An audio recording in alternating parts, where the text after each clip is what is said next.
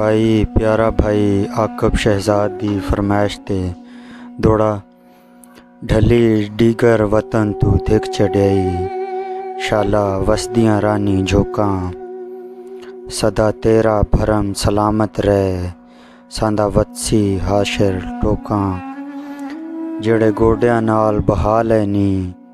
पारे कोई ना देवने लोकां पेड़ाले शाहर वलैंदे नहीं कुत्ते लख पे मारन भोकां। आकब साहब के असां रुस के सांझ पई वख करनी तेरा धमकियां लाना याद है। असां रुस के सांझ पई वख करनी तेरा धमकियां लाना याद है। मैनू साड़न वास्ते गैरां विच तेरा झटे झटे बाना याद है। तोई जान के लगना मैं कोलूं तेरा यार सताना याद है। तेनू भुल गया आकिब वक़्त पुराना मैनू वक़्त पुराना याद है। रब्बा जान छुड़ा परदेसां दी दे वतन ते रोज़ी हर नू रब्बा जान छुड़ा परदेसां दी दे वतन ते रोज़ी हर नू परदेस दी कैद च अन्या कीता अखी सिक गईयां वेखण घर नू सारे सज्जन छुड़ी गए वतना दे लावां तीली चोखे ज़र नू जदां सोच सचीना वतना दी सट लगदी है आकिब जिगर नू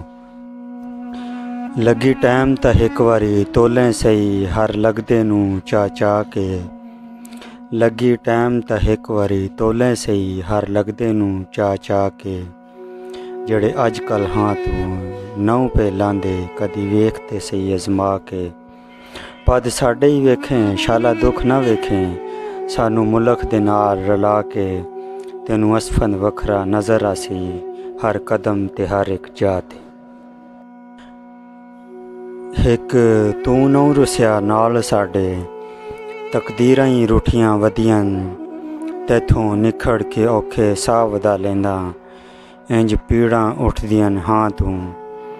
जे नौ इतबार ता वेख लाया के अखीं कदां कोई सिक्कियां वधियां तू तां लड़ छुड़वा के टुर गया हसफंद मुट्ठी अजन भी घुटियां वधियां।